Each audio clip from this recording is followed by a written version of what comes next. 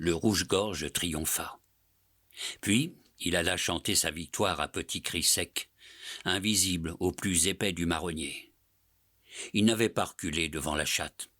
Il s'était tenu suspendu dans l'air, un peu au-dessus d'elle, en vibrant comme une abeille, cependant qu'il lui jetait, par éclats brefs, des discours intelligibles, à qui connaît la manière outrecuidante du rouge-gorge et sa bravoure. « Insensé, tremble, je suis le rouge-gorge. Oui, le rouge-gorge lui-même. Un pas de plus, un geste vers le nid où couve ma compagne, et de ce bec je te crève les yeux. » Prêt à intervenir, je veillais, mais la chatte sait que les rouges-gorges sont sacrés. Elle sait aussi qu'à tolérer une attaque d'oiseau, un chat risque le ridicule. Elle sait tant de choses. Elle battit de la queue comme un lion, frémit du dos, mais céda la place au frénétique petit oiseau. Et nous reprîmes toutes deux notre promenade du crépuscule. Promenade lente, agréable, fructueuse. La chatte découvre et je m'instruis. Pour dire vrai, elle semble découvrir. Elle fixe un point dans le vide, tombe en arrêt devant l'invisible, sursaute à cause du bruit que je ne perçois pas. Alors, c'est mon tour, et je tâche d'inventer ce qui la tient attentive. À fréquenter le chat, on ne risque que de s'enrichir. Serait-ce par calcul que depuis un demi-siècle, je recherche sa compagnie? Je n'eus jamais à le chercher loin. Il naît sous mes pas.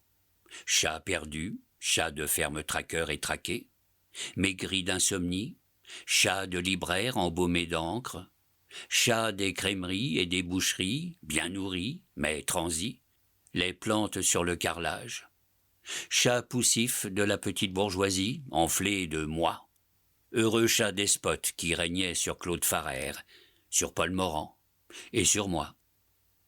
Tous, vous me rencontrez sans surprise, non sans bonheur. Qu'entre cent chats, elle témoigne, un jour, en ma faveur, cette chatte errante et affamée qui se heurtait, en criant, à la foule que dégorge le soir le métro d'Auteuil. Elle me démêla, me reconnut. « Enfin, toi, comme tu as tardé, je n'en puis plus. Où est ta maison? Va, je te suis. » Elle me suivit, si sûre de moi que le cœur m'en battait. Ma maison lui fit peur d'abord parce que je n'y étais pas seul. Mais elle s'habitua et y resta 4 ans, jusqu'à sa mort accidentelle. Loin de moi de vous oublier, chien chaleureux, meurtri de peu, pensé de rien. Comment me passerai-je de vous? Je vous suis si nécessaire. Vous me faites sentir le prix que je vaux. Un être existe donc encore pour qui je remplace tout. Cela est prodigieux, réconfortant, un peu trop facile. Mais cachons-le, cet être aux yeux éloquents. Cachons-le, dès qu'il subit ses amours saisonnières et qu'un lien douloureux rive la femelle au mâle. Vite, un paravent, une bâche, un parasol de plage. Et par surcroît, allons-nous-en. Et ne revenons pas de 8 jours, au bout desquels il ne la reconnaîtra même pas. L'ami de l'homme est rarement l'ami du chien. J'en sais plus sur l'attachement qu'il me porte et sur l'exaltation qu'il puise que sur la vie amoureuse du chien. C'est que je préfère, entre 10 races qui ont mon estime, celle à qui les chances de maternité sont interdites. Il arrive que la terrière brabançonne, la bulldog française, type camard à crâne volumineux, qui périssent souvent en mettant bas, renonce d'instinct aux voluptueux bénéfices semestriels. 2 de mes chiennes bulldog mordaient les mâles, et ne les acceptaient pour partenaires de jeu qu'en période d'innocence. Un caniche, trop subtil, refusait toutes les parties et consolait sa stérilité volontaire en feignant de nourrir un chou en caoutchouc rouge. Oui, dans ma vie, il y a eu beaucoup de chiens. Mais il y a eu le chat. À l'espèce chat, je suis redevable d'une certaine sorte, honorable de dissimulation, d'un grand empire sur moi-même, d'une aversion caractérisée pour les sons brutaux et du besoin de me taire longuement.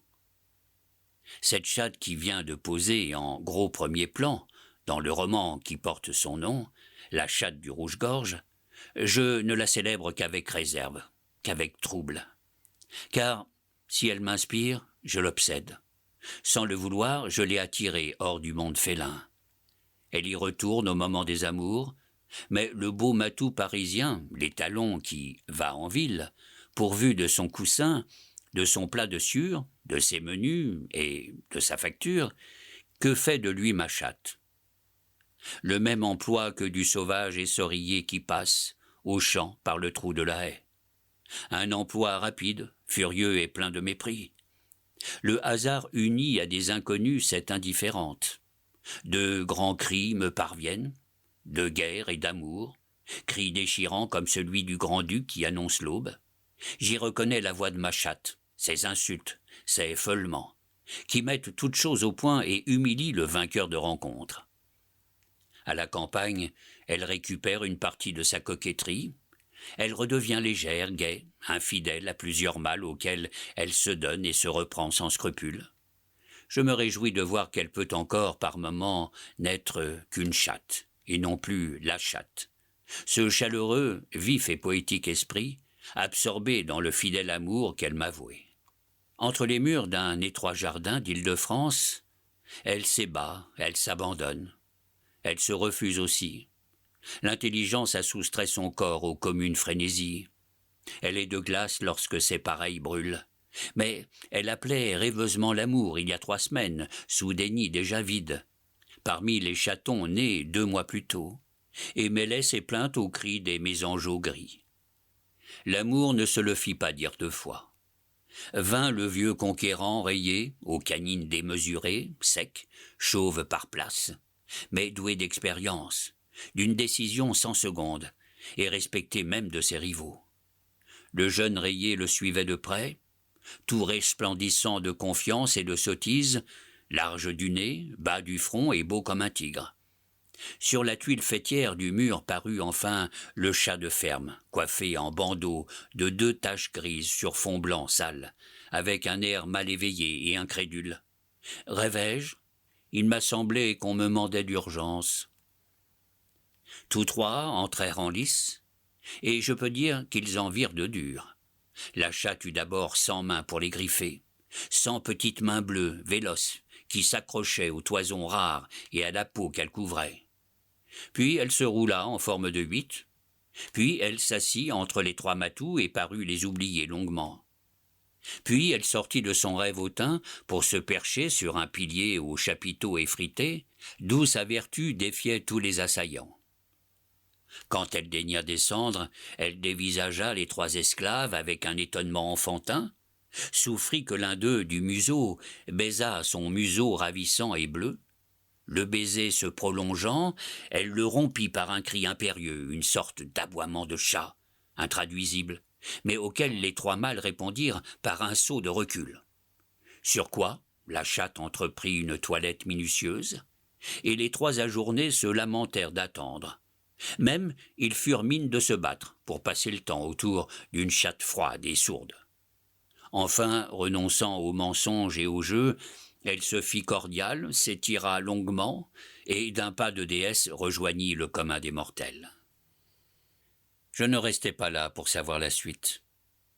Encore que la grâce féline sorte indemne de tous les risques, pourquoi la soumettre à la suprême épreuve?